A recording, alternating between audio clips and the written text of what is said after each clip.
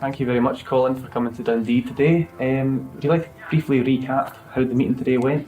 Yeah, I think it was an excellent meeting because we had people there who all wanted to discuss not just what the Scottish Government are proposing in terms of social security reforms, but to look wider than that and to look at the impact of Tory sanctions and housing policies and social security policies in general, what impact they're having on society and on ordinary people, and the devastating impact some of those policies are having, and looking at the nuts and bolts of that. But they're lucky if they're not sanctioned, because it is so easy to be sanctioned and so easy to find yourself being punished and being forced to go to a food bank.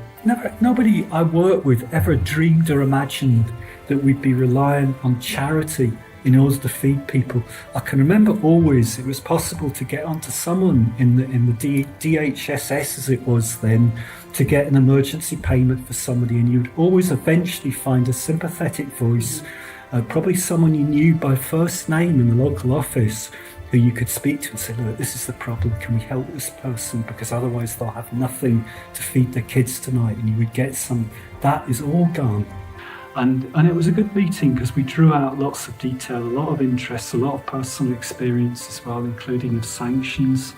I think a good feeling that this is something that we can do something about. And what we kept referring back to was the idea that the Scottish referendum threw up this notion that we could make Scotland a much better country to live in, and raised the whole idea of social justice and inequality, put it to the top of the agenda.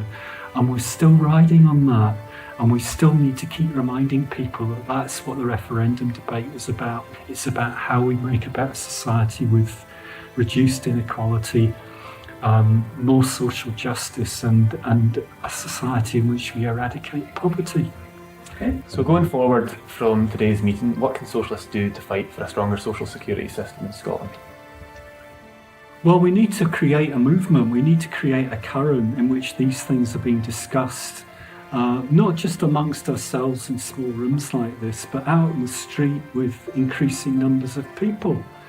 Because one of the things we talked about today was the fact that social attitude surveys show that an average person in the population believes that nearly a third of the population are welfare scroungers and fraudulent claimants, and that's an absolute nonsense. But these ideas are common currency, so we've got to get out there and argue with people and get across this whole notion of social justice and how we fight it. And that means creating a strong socialist party, because the SNP may talk the talk, but they're not walking the walk, and that's what we talked about this afternoon.